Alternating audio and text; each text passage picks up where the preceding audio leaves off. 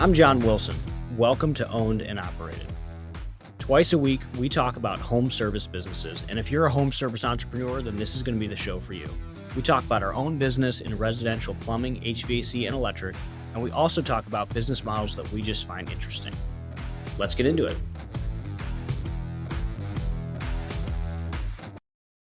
If you like what we talk about on our social media, on Twitter, on this podcast, then you should be signed up for our newsletter. Go to ownedandoperated.com, where every Friday we break down our business, we break down insights, things we're learning, things we're working on, and it's good stuff.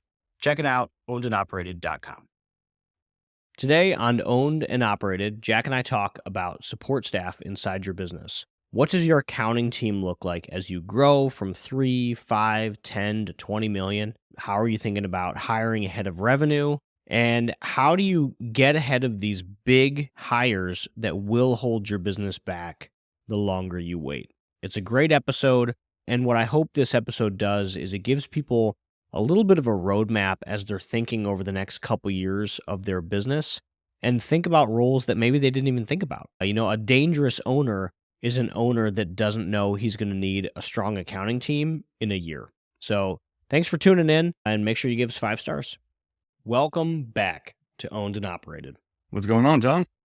Living the dream, dude. Getting ready for Christmas. Today was our first snowfall of the season. When does it even start snowing where you are? Or does it snow? Last year at this time, we were getting ready for those -3 temperatures. Hell yeah. This year, it's 61 and sunny. So absolutely terrible. Is the worst ever. Okay. Yeah, so we got like 6 inches today. My kids and I were making snowmen in the backyard right after work. That was a lot of fun. And all I'm thinking about is skiing. That's it. If I'm looking at you, if I'm talking to you, if I'm texting you, if I'm emailing, I need you to know that from now to March, all I'm thinking about is skiing. That's it. So that's pretty much where I'm at. Yeah, man, that's probably what I miss most. As many of you know, I'm from the West Coast, and my wife is from Lake Tahoe, and we met and we love skiing. Yeah. That's all we did when we were dating. And then we'd go on these big 14-day trips around to like Alta, Snowbird, Utah, Colorado, Aspen. And I miss it. There's nothing out this way. You can't go skiing in the South. It's just not the same. Yeah, dude. I'm going to Breck, I think, in a couple weeks. You're welcome to go. Tickets are like $100 or something ridiculously cheap to fly out there. That's not bad. Let's do it. All right. Yeah. Good snow. Weather's good. Prepping for the final weeks of the year. How about you? What you got going? Typically, I'm guessing this week is like Thanksgiving week. Is that how you feel going into the week before Christmas? So the week before Christmas is usually okay. It gets a little bit slower. You got to work hard. You got to work hard to keep that board full. You have to work hard to keep the board full next week. That week between New Year's and Christmas, it's a tough week. We're really determined to hit it as hard as we can, though, and still maximize. Yeah, that's all you can do. We came into the week a little bit underprepared, which I looked at the board and went, whoa, this is not where we want to be. It picked up, though, quite a bit towards the end of the day. We filled out the rest of this week. It was just not what I expected. And like I said, it's been 61. It's mild. It's ridiculous. It needs to get cold. Normally, we were at teens last year, and we haven't even hit teens yet. Yeah, that is tough. HVAC, weather enhanced. There's still stuff you can do. Yeah. You still have levers to pull, but weather obviously impacts it quite a bit. What the cool part, though, is I actually get to see, though, like the plumbing side is actually picked up to a point where it's almost, I wouldn't say it's self-sustaining, but it's like chugging along, and I see why these people love plumbing, right? So we have one plumber, and he's booked out all week. Like, I don't have to touch him. I don't have to look at him. His schedule is just steady. And I'm actually thinking the other thing is like, we got this week, because he's got some big jobs. Like, it's not like a remodel, but it's just a big job. And it's going to take 2 or 3 days with him. And I'm thinking, man, I'm double booking him during that time. Like, we have too much for you. And so I get why everyone loves plumbing and how it kind of offsets the HVAC slumps. Yeah, I heard there's a lot of different phrases for this. I think you shared one last episode, but HVAC is like the hottest girl you've ever met, but she's on crack. So like when it's good, and when it's bad, it's really bad. So that's HVAC. I basically agree with that. Whereas like, yeah, plumbing is pretty steady. You'll have these like on a revenue to tech basis, HVAC just blows the other trades out of the water. But if there's nothing going on, it just sucks up cash. You really have to be careful about that as you think about it. But yeah, plumbing's great. We like it. We accidentally made plumbing the base of our company, and HVAC will probably pass plumbing in total revenue in the next 2-3 years, just because it is so much. Once HVAC gets rolling and that ball gets going, I can understand how HVAC becomes the Goliath because the tickets are so big. You don't need that many calls to drive a ton of revenue. It's easy to see how it happens. I think probably 2025, 2026, HVAC will pass plumbing, which would be big for us because plumbing currently is 2.5 times HVAC. It's definitely, you can see how the scale of multiple units, and as you can learn how to really pull up those levers to get unit, it adds up real quick. Whereas in plumbing, if you're doing a repipe or something, you just do one repipe or It's the same supply or thing. It's something. like the flywheel in general. Maybe that's an episode we make sometime, but like we talked about it last time. Your service guys got stuck on Yeah. an install, and because they got stuck on an install, they couldn't do service, which meant your salespeople didn't get continuous leads. And like that's the flywheel. And what eventually happens is that flywheel just really starts turning and churning, which is awesome. And I feel like we've just gotten there in the last year, where now most of our job is just like keeping the flywheel going, which is mainly just dumping leads into service. Because if we can keep service full, then service will keep sales full, which will keep install full. And it just goes round and round and round. And that's just like staffing, right? Like, what's the ratios of staffing? How do you think about your sales guys? How do you think about your install capacity? Because you don't want to overstock sales and then not have enough install guys to keep up with it, because then you'll run up with the exact problem that you had, which is you have to, people are without heat. So you have to like take your service guys and put them into install, which then slows it all down. So you have to like try to grow them in tandem together or within reason. Yeah, or find really good sub crew that could come in. I know there's some groups out there that do get slow on kind of new construction work. There's very few and far between, but I know one or two that have 5 or 6 crews of guys who could really step in if you needed it. But man, it's hard to pull food from the techs. Love it, right? Service guys love it because it's good money. We're on that flat rate, so it's like $800 for a day for just throwing a packaging in. It's hard to turn that down. Hey, this episode is sponsored by Service Scalers. So Service Scalers is actually a brand that I've used personally with our companies for a little bit over a year now. They've helped us manage our digital advertising. Frankly, they did a lot better than our last agency. Leads went through the roof and cost per click went way down. Check out Service Scalers if you're a plumbing, HVAC, or electrical home service company. That's what they knock out of the park, and they did a great job for me. Well, today we were going to talk about something a little bit different. Jack and I are in a group chat together, and a conversation came up about accounting staff, like literally who's in your accounting team, what's the role, what do they do? And I think we realized that we really haven't done an infrastructure staffing episode. We've obviously talked about call center, we've talked about managers, we talked about recruitment too. We haven't really talked about the support staff and what that looks like as a business grows. And I think that it was really surprising for me learning it, and we're still actively learning it. And it was a conversation earlier because it seems to be about 15 million. That seems to be the number that this really starts to take effect. But you can grow your business really fast up to a certain point, and then the business will literally break on itself. Because there's this time in your business where like your people literally can't sell more stuff.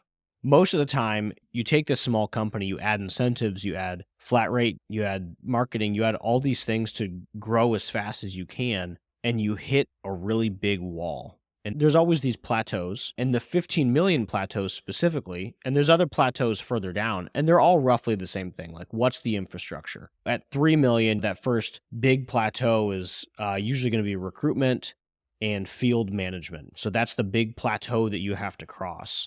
And then usually starting to market, but that becomes like bigger later on. 5 million is now you have multiple managers. You have to separate dispatch and call center.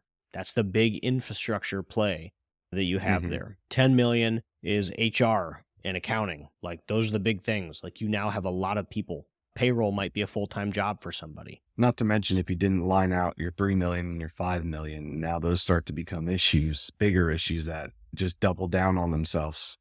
Yeah, it's like, everyone, myself included, gets so pumped up to keep driving revenue and keep driving revenue and keep driving revenue. But hey, the fact that you didn't invest in that payroll fits coordinator when you were at like 40 or 50 employees and payroll was like becoming mostly a full-time job. Now you have guys quitting that used to be your highest performers because they don't trust their paychecks anymore because you're doing a bad job. Like whoever is doing payroll, right? And everyone's got some sort of commission structure, so payroll's really complicated. Or you keep hiring these awesome guys to perform work or sell a ton of work, and yeah, you don't have payroll, you don't have HR, so their benefits suck. You don't have a fleet manager, so trucks go down and you lose $5,000 a day because you don't, it's just you like trying to throw together this system of how to do all this stuff. It's company breaking stuff when you get big enough where like the investments that you're choosing not to make now so that you can go invest into something else, maybe it's marketing, maybe it's a vacation house, I have no idea, are going to hold you back later. So that was this conversation we had earlier. I think, do you want to start at the bottom or do you want to start at the top? Let's start at the bottom. So accounting specifically, I mean, I feel like when you start, you have a bunch of different positions. You have AR, you have AP, you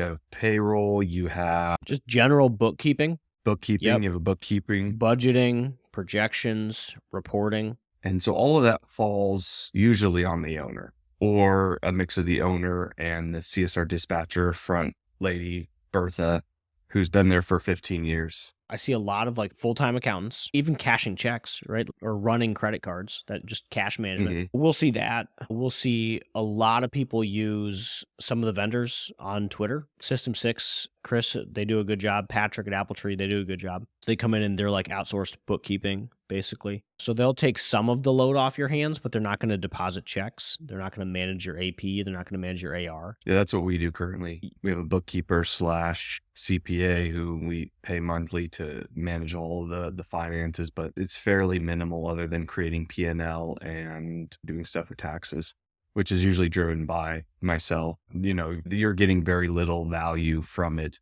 versus having somebody in-house that his full-time job is to be the controller or the CPA, not in-house or whatever you need. Yeah, I would say there's like 5 distinct roles inside an accounting department. Money in, money out, reporting, and daily journal entries. And those are like the 5 distinct things that need to be done inside an accounting department. And as you're growing your accounting department from maybe nothing, maybe it's like the CSR or office manager person doing some of that stuff, or maybe it's that plus a external vendor. You just have to think of those 5 things when you're thinking about new hires and really what's going to be the most like biggest bang for your buck, right? It's not complicated. So if you're a B2B business and you have a big AR on your balance sheet, then probably like somebody to manage credit full time. Heck yeah, that sounds like a really good thing to do. When looking at businesses for like bolt-on acquisitions, that's what we see a lot actually, is we see these $3 million companies, like $1.5 to $3 million companies. They do maybe 50% commercial, 15% residential, and almost every single one of them has an AR issue. Every single one, because they're just too small to have an in-house AR person, but they're big enough that they need an AR person. I was just looking at one that had over $300,000 on the books for a $3 million company. 10% of its gross revenue was sitting 60-day plus. I think this whole conversation, like you just summed up the infrastructure conversation, which is they have the problems that they need it, but they can't afford it. And that can sum up everything when we talk about, it's because like recruitment was the same conversation. Like, hey, you should get a recruiter at 3 million in revenue. And like anyone at 3 million revenue is trying to punch me in the face because I think that's insane. And it's like, I get that it seems insane, but like you're trying to grow, and to do that, you need people, and like you need a constant supply of them. I think the infrastructure problem is hiring before revenue and trying to hire, like you can't afford this role now, but can you afford it in 90 days after whatever it is that they're going to do creates enough of an impact in the rest of your organization that your other people can focus? So for us, maybe AR means that your managers who normally would have been chasing down that AR can now focus on better operations, which means that they can each take on 1 to 2 or 3 more field techs apiece, which just increased your output significantly. So that's how we think about all of our infrastructure hires is what does the next 6 months look like? What do we need? And then how is that going to reduce burden and continue to tighten up people inside their lanes? Yeah. It's a great conversation on getting rid of the generalists, which I find interesting, right? Because when you're small, you have a lot of generalists wearing big hats, and then soon it's just cutting their roles and responsibilities down to their lane only and finding the people who do best at whatever the job is. Yeah. So accounting specifically, it's really whatever the highest and best need is. So, you still need to do those 5 things. If you have a big AR in your balance sheet, then yeah, probably an AR person. It's not an overly complicated hire. They don't need an accounting background. You can just go hire someone that's willing to have tough conversations with people, because that's mostly what it is. AP could be next. It was for us. It's just that we have enough transactions a day that somebody has to put that all together. Somebody has to make sure that, yeah, we ordered that. That was according to our PO system. It gets classified into this department. We're going to job cost it. We're going to time it up for payment. We're going to communicate with vendors when they ask when the next payment's coming. For us, that's a full-time job, more than a full-time job. We have a lot of vendors. Oh, that's nice. So that became the next big pain point. Eventually, as the business grows, so like maybe in this range now, we're talking 7 to 10 million. Before that, what most people can do just fine with, let's say we're $5 million and you have some AR, like a staff accountant and an AR clerk is probably going to be enough, because that AR clerk can keep your AR good. They can help with daily cash reconciliations. They can deposit checks. They can handle the daily credit card. And then your staff accountant can handle money out. And you pretty much always want to separate those two, right? Money out from money in as soon as you can, as soon as is reasonable for the size of your business. You should separate those two functions just for good risk management. Yeah. But yeah, if you're $5 million, then yeah, that's a good measurement. If you're $2 to $3 million, maybe it's just one staff accountant, and that staff accountant has to wear a lot of different hats. They're doing journal entries, they're doing deposits, they're managing credit, and they're probably not doing any of it very well because they're doing 5 very different jobs. But that's the size of the business, so that's what you got to do. Okay, so now you're hitting that 5 million mark, you said, or the 7 million mark. What's that next position? You've gotten about 2 or 3. Is it time to start bringing in someone who's managing them, or is the owner still managing each individual person? What does that look like? Yeah, the owner's probably still going to be managing them until you really get a department head, which is usually a controller. A controller is a pretty big hire for most small businesses. It's an expensive hire. Like base is 6 figures. It's an important hire. You're entrusting them with a lot. And I didn't used to think this. I think this now. I think 10 million is about the time you want to be thinking about a controller, or earlier if you can, because the sooner you do it, the better. The sooner you basically professionalize your accounting department, the better. Because what ends up happening is accounting, as the business grows, it all interlocks tighter, and every department really has to pull their own weight. And accounting becomes a department that will hold back the rest of your organization in a number of ways. So maybe simply, if you're not managing credit very well, like cash is going to hold back the organization. Like you don't have the cash flow. You're not managing the credit that you extended to whoever. So that's obviously a big one. The reporting needs that like my business needs now on a daily or weekly basis is very different than what we needed 5 years ago. And putting in senior leadership into accounting as soon as you can helps get that stable. And it also just prevents mistakes. Like we've spent a ton of money over the last year and a half and are still spending a ton of money fixing all the mistakes that were done in my books because I kept trying to hire junior people to do a senior person's job. So like staff accountants to do a controller's job. So like we've spent multiples of the staff accountant salaries trying to like having people clean up what they've done inside the books. So I wish we would have brought on a controller at 10 million. That's interesting. So at 10 million, you have your controller, you have their team, they're being managed. Our stack at 10 million was 3 people. We're now at like 4.5 inside accounting. So at 10 million, it was like, it should be maybe an AR, AP, and a controller. And then it depends on where you put payroll. So I wasn't really counting payroll in there. That was inside our HR department, but really most people have payroll inside accounting. So it'd be a 4th person. Payroll does become like a full-time job relatively quickly after 60, 70 employees. Yeah, definitely. And now that you've grown, doubled, tripled, whatever, from that 10 million mark, has that department, just out of curiosity, grown much more, or are those people, do they have enough on their plates that they're able to just keep that same about 5-person stack, or did you have to double it, triple it? Is there efficiency of scale? What does that look like? So infrastructure support staff is just like any other part of the business. It's, growth comes in steps. And that's what makes this current plateau breaking painful, because you have to hire ahead of revenue. You have to grow in the step. Like if revenue is right here, this is the step. And then you go here, and then revenue flows past it. We were in the phase where we were in investment. So we were investing ahead of revenue. And I suspect a lot of your base, I'll probably try to bring this back down to like 2 to 3 million, because I don't want it to be not relevant to a lot of listeners. Yeah, it was more just a curiosity at that point. And how do you make those decisions? Yeah. Because I think those decisions are still relevant at the 2 to 3 million, or even more so, right? It becomes more of the same. So like you think of it like a field team. Hey, I'm going to hire a service manager, then I'm going to hire a service techs, then I'm going to hire install techs, and I'm going to hire an install manager, and you keep going in that way. And accounting, or the infrastructure teams in general, are very similar.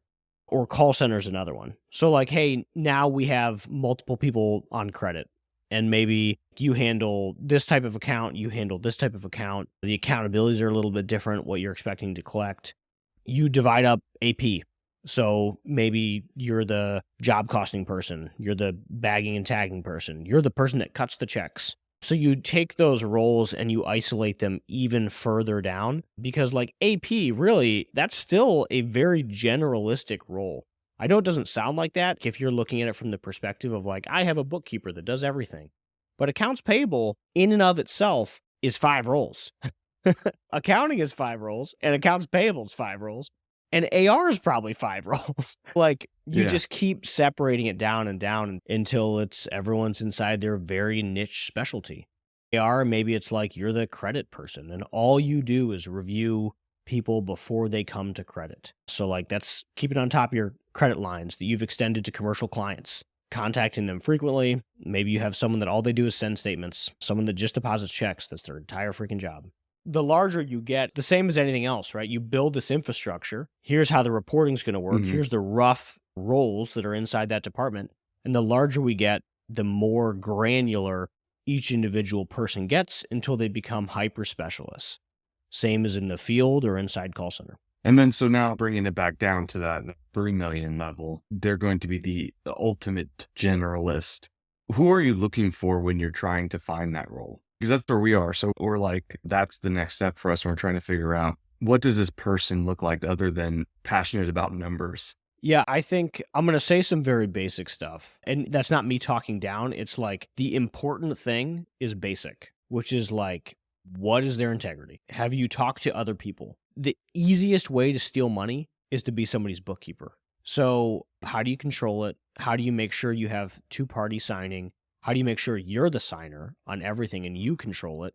I've been made fun of a lot throughout my career. Like I really keep an eye on cash, like very heavily. And many of my peers, my size and maybe different industries, are like really surprised when they're like, if there's a paper check, that paper check is still being signed out by me. And I'm like, no one's ever stolen $3 million from me. So like, I don't care. I'm going to keep doing my thing. So I think trustworthy integrity, making sure you're checking references to really quadruple check that, because obviously that's hard to pick out in an interview. Next one, numbers would be good. I would really dive into communication style. How are they going to talk to you about stuff? They're going to have to be a bit resilient because they're going to be flexible, right? So you want them to be able to bend. They need to be able to work on credit one moment and work on AP the next moment. Yeah. And they have to be highly accountable. Yeah, I think that first point is really important, because we hear the horror stories, and even people like when we had Damon on a few episodes ago, it doesn't take but a couple singular instances to really sink a business at 3 million.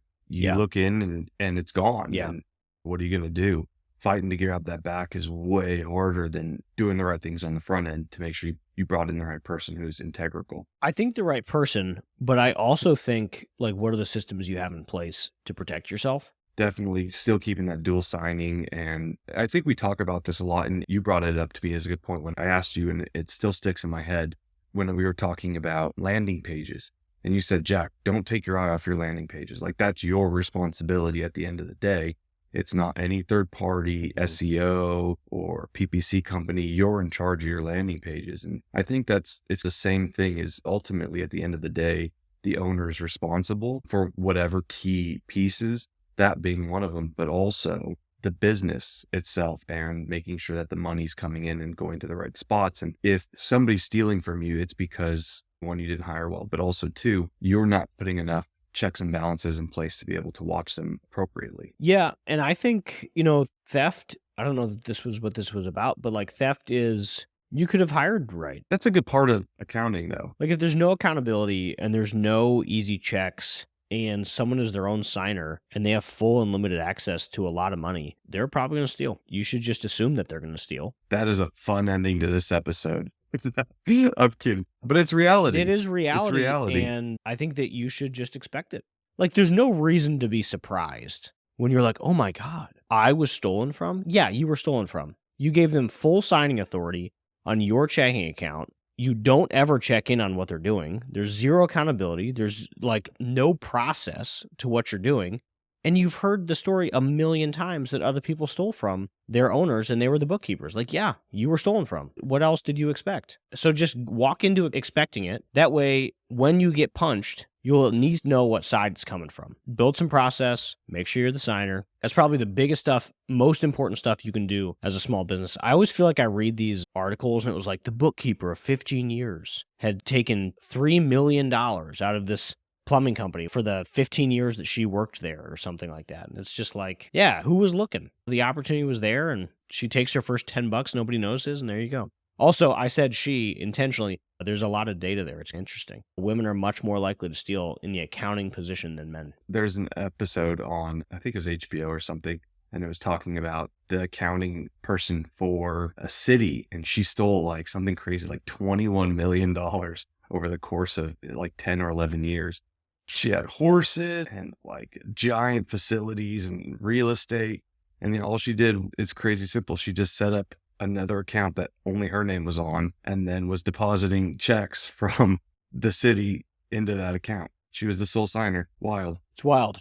But yeah, as you grow, your need for infrastructure gets bigger and you will have to hire ahead of revenue. And this will hold your business back if you opt to not do it or choose to not invest yet. So the game that we are often playing is, hey, I need this role. How long can I go without hiring this role before it gets very painful? Because I'm not ready to fork over the 80 grand a year or whatever that role is going to cost. And usually you're just accepting that it's going to be bad. The dangerous person is the person that refuses to accept that they even need that role, or maybe they just assume that sales will go up and up and up forever, not really thinking about how this will crumble down around them if they don't put some process in place. And process isn't like a mystery word. Process usually starts with people. Who's going to administer the process? So like, yeah, I can write 10 steps for anything. But who's going to run with it? Who's going to deposit the checks? Who's going to make sure people get paid? Who's going to follow up on your people that owe you money? And who's going to make sure you have good relationships with your vendors? Like these are important things in order to get to 50 or 100 million. You're going to stall out pretty quick if you don't do it.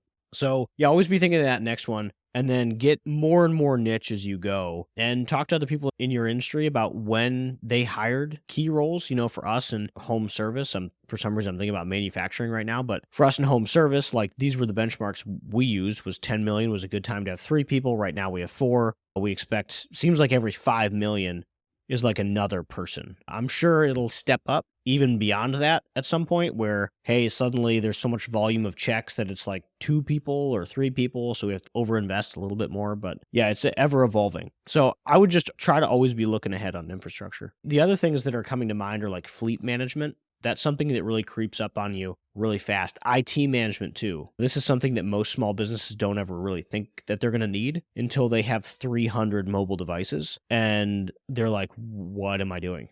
Suddenly buying computers is a part-time job because your call center has 30 people and you have 150 iPads and whatever else. Ask me how I know. So then it becomes this whole thing, or like infrastructure. Who's going to manage your facilities and janitorial? I think the point here is always try to be looking ahead at what possible pain points you'll have and attempt to invest in them early to avoid some pain down the road. And I think sub 10 million seems to be the biggest guilty folks here. Yeah, it all culminates there. Yeah. Like, cause that 5 to 10 is such a formative size. Like the big problem that you need to break 10 is leads and people. Leads and people. What's your recruitment stack? What's your lead gen? And because of that, people either choose to ignore or like don't know that they need to be focusing on, well, okay, once you break 10, payroll's a full-time job now. Like, you got that?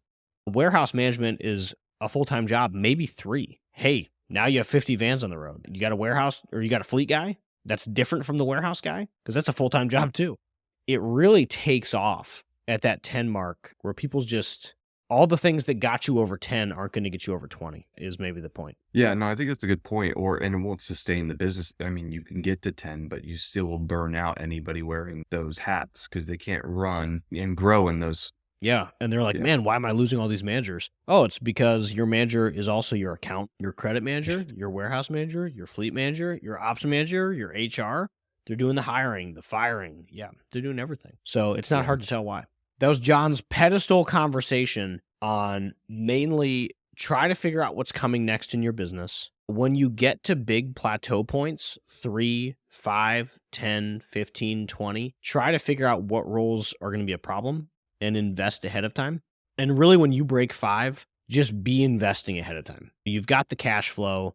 You don't need that extra Range Rover at home.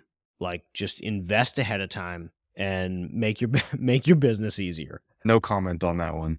I still drive an old beat up truck, so I'm not in that category. Yeah.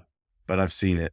I've definitely seen it. Yeah, I think this is like maybe a totally different conversation, but owners will get a tiny taste of success. And usually the business is like really small. Like, let's say the business profits $250,000 a year, which for a W-2 employee, that would be a lot of money. Like, for anyone, that's a lot of money. $250,000 is a lot of money. I'm not like arguing. As a business, that's not a lot of money. Not when most of that should go back into the business in order to keep fueling the business. So it drives me nuts a little bit when I see these businesses stall out at like $2 or $3 million. And then you like look at why, and it's the owners just absolutely siphoning cash out of this business to like do just dumb stuff. And yeah, it's like business's profits are not your profits. It's the business's profits. And now you have to allocate. Yeah. We ran across one the other day when we were looking at them. And once again, this is a whole different conversation, but there was a family of 5 and all 5 cars. And of course, they're giant lifted diesels, all decked out, all 5 cars, and the wife's Range Rover. So 4 trucks and a Range Rover, 3 for the kids, 2 for the parents, all on the company.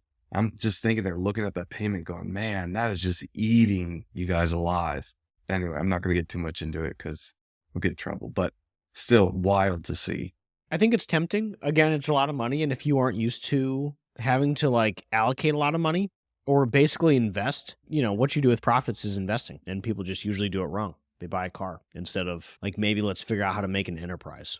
Yeah.